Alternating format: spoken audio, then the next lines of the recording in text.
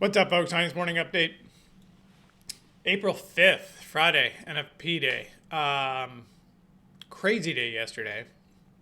Interesting that we parked just above '08. So we cleaned up the singles up here and came through here, came through our 40 zone down here, which was a level from the past right here that we were looking at for support.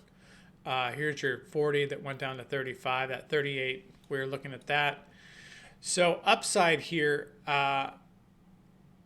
46, 48 to clean up this block of singles. And then we have singles all the way up to 67. So in all reality, they could pop it up 67, 70 area. That would be my upside target if we were to rally that back. 48 would be also. So this 46, 48 to clean up this block and leave this block. I find it interesting that we cleaned up these and then fell. Typically, before, if you're going to have a structure change, you're going to clean up everything. Just like COVID did and cleaned up all those cash gaps back down on SPX. So anyway, that's kind of where we're at now. 222 cleans up more of the singles. We had a lot of singles yesterday when you have a sell-off like that. We also cleaned up these singles down to 19.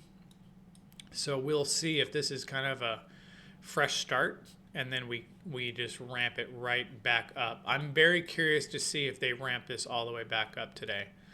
That'll be kind of indicative. If they do not, then a few weeks ago I think structure changed, but we'll know. I think today's going to really be the telltale whether or not bulls are still control this market, or if rips are here to sell now instead of buy. So we'll see. Anyway, those are the levels.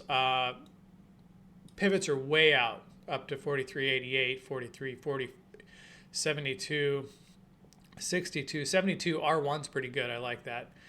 51, 56, 51. So these are going to be decent today, but again, very wide because we had, that huge move. Now we'll find if this trend line is legit or not. That's about at that 48 level would be the park right here, 48.52. So that's going to be something to watch. We are down on the month now. Last month open was 41.03, 41.02, I think. So I would watch that level as well. I could see them holding that, right? They're not going to let two to go down. But I don't know, man. This is that sell-off was pretty gnarly. 51.66 is your R1. So, basically 48, 67.72 upside. Downside, we lose that 91.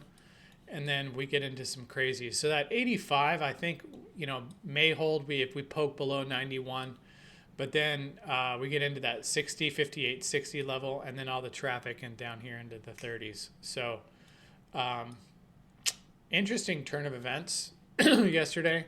But again, we'll see today if that was just a mere shakeout or if, in fact, they are, they ramp it all the way back, or they clean up some of these top and then bring it back down. So if we close lower today, that's going to be eye-opening, in my opinion. So the close today is going to be important. Here's your SPX. There's your ugly red candle. We cleaned up all of that cash gap up above. 31.17 is going to be your next cash gap down below. So that would be, I would watch 31 as support for SPX. Interesting that this cash gap here at 91 to 78. I'm not saying we get down there, but that coincides with your 50-day. So that would be a logical. If we were to have a terrible number and come down, that would be a very logical spot for support. Would be 50.78. Euro holding the 50. Apple fairly negligent today. Nvidia a little bit up. ES up 17. Dow 85 and NQ up 67. Sorry. So we'll see again today. NFP number comes out in about 5-6 minutes, and we'll see. First move is typically the wrong move. That usually holds true. Sometimes you get move into a trend day, but we will see what happens. This is going to be kind of a deciding factor, and the close is going to be important today.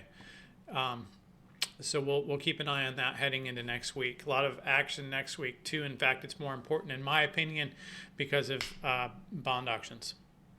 Happy Friday. I'll be in the room.